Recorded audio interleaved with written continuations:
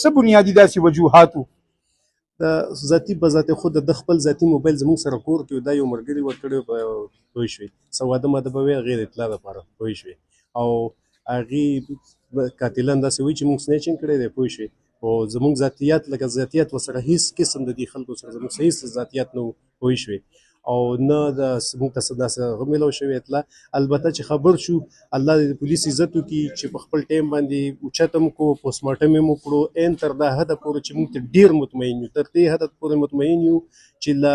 هر خبره دې موږ انفارم کوي چې یاره تاسو راشئ څه حساب دی څه خبره ده څه چا سره دښمني خو زموږ د چا سره هېڅ قسم دښمني نه وه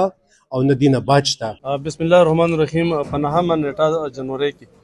د شپې اطلاع میلو شوه چې د اچیني په پټو کې دلته یو لاوارشه لاش پروت دی. اطلاع په پیش نظر پولیس فورن لاړلو نو موږ نه مخکې بیا د دې فیملی هم راسېدلې وه. نو په ابتدا کې داسې وي چې کله شناخت د یو لاش نه کړي ډېر مشکله شي خو دا بیا شناخت یې بالکل 15-20 منټ کې دننه وشلو فیملی رورسو نو شناخت یې د سید نیکمین شاه ولد نعیم شاه چې دغه د اچیني اوسېدونکي د هغې په نوم باندې وشلو.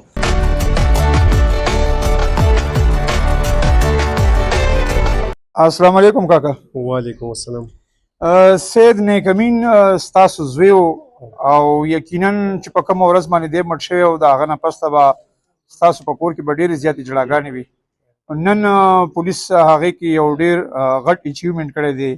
ملزمانو ته رسېدلي دي یا څومره مشکلاتو پولیس سره تاسو خپل څومره تعاون کړی دی د هغه په بنیاد باندې ملزمانو ته رسایي شوې ده دا څنګه وژلی شوی و؟ دا یو اچانک حادثه غوندې وه چې مازدیګر دی کرکټ ته تللی و کرکټ نه راغی پوه شوې واپس یې کې کلي له راتلو زموږ کور لږ د کرکټ د میدانونه لږ شاید لرې دی نو په هغې موقع باندې دی چې واپسي کوله پوه شوې په دې ځای کې ورته دا 2 کسان ناست وو پوه شوې لکه مسله خو دې قسم شبهات زموږ د خولې نه وتي چې داسې هغه جګړه دغه جګړه خو البته دې کړي د سنیچینګ په موبایل نه موبایل یې ترې اخیستی پوه شوې او په موبایل باندې او په هغې باندې زموږ سره پولیس ښه مکمل کوآپریټ وکړو او له قاتلانو ونیول شو. تاسو ته د زوی د مرګ نه پسته آیا داسې ټلیفونونه یا څه میسج یې داسې شوي وي چې یاره دا ستا د زوی موبایل هم نه اوس خو ستا د زوی موبایل هم ریکور شوی څه بنیادي داسې وجوهات وو؟ د ذاتي په ذات خود د خپل ذاتي موبایل زموږ سره کور کې دا یو ملګري ورکړی پوه شوې څه واده ماده به وي غیر اطلاع لپاره پوه شوې او هغې قاتلان داسې وایي چې موږ سنیچینګ کړی دی پوه شوې او زموږ ذاتیات لکه ذاتیات ورسره هېڅ قسم د دې خلکو سره زموږ هېڅ ذاتیات نه وو پوه شوې او نه د موږ ته څه داسې هغه میلاو شوې اطلاع البته چې خبر شو الله دې د پولیس عزت وکړي چې په خپل ټایم باندې اوچت هم کړو پوسټمارټم یې وکړو این تر دا حده پورې چې موږ ته ډېر مطمئن یو تر دې حده پورې مطمئن یو چې له هر خبره دې موږ انفارم کوي چې یاره تاسو راشئ څه حساب دی څه خبره ده څه چا سره دښمني خو زموږ د چا سره هېڅ قسم دښمني نه وه او نه دې نه باج شته او نن نیت شته د دښمنۍ البته موږ د کې پي کې د پولیسو خاص کر د عمر افریدي زه ډېر شکرګزار یم چې هغه موږ سره ډېر غټ کوآپریټ وکړو یعنې زه یو عاجزه بنده چې هېڅ قسم ما څه قسم مالي تعاون نه یې کړی ورسره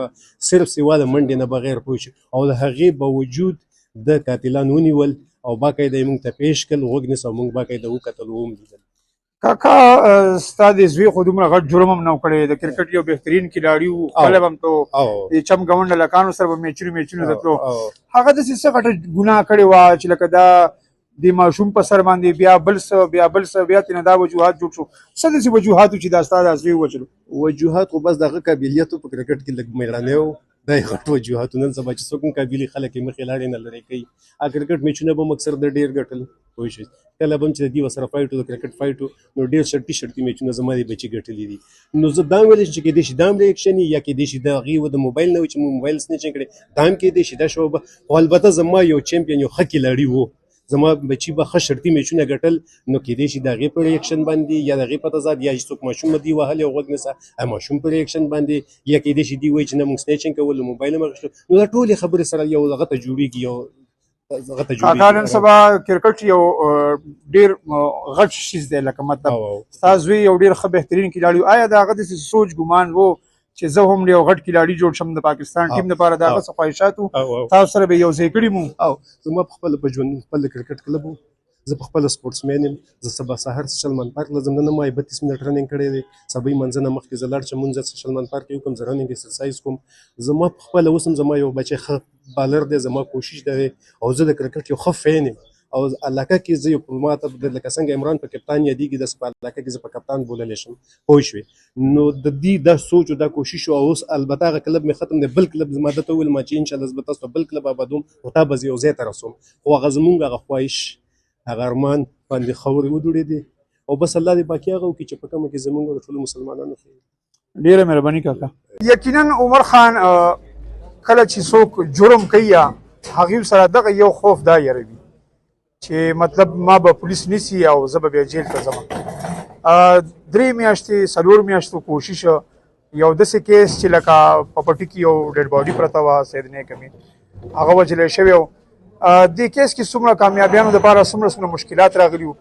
کاشف او ظفر مین مرکزي مو کردار نیولی شوي ملزمان څنګه هغې ته ورسېدی؟ بسم الله الرحمن الرحیم. په 9 نیټه جنوري کې د شپې اطلاع میلو شوه چې د اچیني په پټو کې دلته یو لاوارشه لاش پروت دی. اطلاع په پیش نظر پولیس فورن لاړلو، نو موږ نه مخکې بیا د دې فیملي هم راسېدلی وه. نو په ابتدا کې داسې وي چې کله شناخت د یو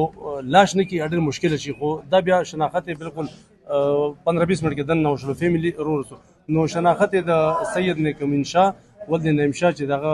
د اچیني اوسېدونکي د هغې په نوم باندې وشلو. تقریبا د ځوانیمر داسې د 18 کالو او د کرکټ ډېر زیات شوقي وو، کرکټ به یې لګولو او په دغه ورځ هم دې د میچ نه را روان وو چې دغه پټو کې دی بیا په بهترۍ سره مړ کړی وو. عمر بھائی د دې کیس داسې مو چې لکه د هلک نه موبایل هم میسنګ شوی و. اول طور باندې دا معلومېده چې مطلب د سره دا یا شوکه شوې ده د نه موبایل وړی دی. دا کیس آیا د موبایل په وجه باندې ټریس شو یا نه د دوی په منځ کې مخکې یو ذاتي رنجش باندې چېرته تو تکرار شوی او جګړه شوې وه؟ دې کې شک نشته دا کیس ډېر سخت کیس و، ځکه چې موږ نه 4 میاشتې تقریبا دا واخیستلې. ابتدا توګه دا پته نه وه چې یاره دا موبایل استعمالوي یا نه استعمالوي، خو فورن بیا په سبا باندې فیملي والا راغلل هغوی چې دا موبایل یوزر و، موبایل هم ورسره نشته. یو خو هغه موبایل پسې موږ لټون شروع کړلو او موږ ورسېدلو تقریبا میاشت دوه بعد دا موبایل د استعمال کې راوستو. کاشف چې کوم ملزم دی هغه پکې خپل سیم اچولی و، نو دغه ترو باندې هم د موبایل په ترو ورسو. خو دې نه مخکې هم پکې موږ ډېر زیات کوششونه کړي وو چې په هغې کې داسې څه مشکوک کردارونه میلاو شوي او مشکوک کردارونو په ترو باندې هم داسې نور هیومن انټیلیجنس دا مو راواخیستلو او یو نتیجې ته ورسو چې دا کاشف او ظفر دي. نو دواړه الحمدلله ارست دي او ستاسو وړاندې. فضل ربي خان تاسو خو به ملزمان هم اورېدلي وي، د دیو تاسو اورېدلي دیو څه وایي؟ آیا خپل جرم مني؟ په دغه ورځ باندې دیو چېرته منصوبه بندي کړې ده؟ په دغه شپه باندې دوی موږ ته ولاړو د کرکټ نه چې را روان دوی ته چې خبر شوي وو علاقې د یو کلی دی یو دی دوی ته ولاړو. دی چې کله راغلی وایي موږ پرې اواز وکړو چې ودرېږه، نو ده د ودرېدو په ځای باندې مزاحمت غونډه کې مناسبه وکړو، بس مرګ ته ولاړو ویشته او بیا یې موږ ته بالکل جرم منلی دی. نن ما د کنفیشن ته چې پیش کړل نو جج صاحب ورته وویل چې زه به په تاسو باندې هغوی هغه فارمیلیټي چې کوم یادوي که نه چې دا به بیا د سزا کېږي، زه به په تا ګواه کوم او تا ته په دې کې سزای موت او مرخیت دی نه کمه سزا نه شي ښه سزا ته میلاویږي. دوی هغه دا قانون دی هغه په قانون باندې پوه کړو، دوی ویل موږ نه دی کړي هغه د هغوی نه بیا مقر شي. نو مطلب خو که هلته خو نه یا خو د مجسټریټ یو خپله ذمهواري جوړېږي، هغه به هم د دې دپاره چې به ملزم ګایډ کوي یا هغې له به د هغې محرکات ښیي چې مطلب د دې به تعالی دا نقصان دا فایده. د کیس متعلق راځم، دا دوه ملزمان آیا دوی مخکې هم د سره چېرته څه جنګ جګړه یا شور څه شوی ورسره؟ بس دا خو تاسو ډي سي صاحب واضحه کړله چې داسې مخکې نه هغه شین او تین دی که څه هغه خبره باندې څه چیرمل شوي بیا دوی سره څه بغض یې پکې نه کړي او دا هلک چې کوم دا یو خو ماشوم و دونه دغه ونه و بیا هلکه بې احتیاطه بیا څه لګرځي چې د شپې را روان داسې څه خبرې وي او چې ویل چې راشه د شپې کار دی وبې کړو پټ به پاتې شو، بس خدای پاک پټ پاتې نه کړو. دا موبایل بله خبره دا وه چې دا موبایل شروع چې دا پکې هغه دې ته هم پکې لاس اچوي، دې خلکو ته هم پته نه وه چې سره موبایل شته یا نشته، ور چې بس سړی چا وجلی، خو موږ پرې ډېر محنت وکړو، بس الله پاک موږ ته بری راکړو. ډېره مهرباني. पूर्व कि आप शॉर्ट नोटिस पे तशरीफ लाए। आज का जो प्रेस कॉन्फ्रेंस हो रहा है ये थाना सरबंद का एक अनट्रेस केस था जो अल्हम्दुलिल्लाह सरबंद पुलिस ने इफ्तिखार सर्कल ने इंतहाई मेहनत के बाद इनको ट्रेस किया।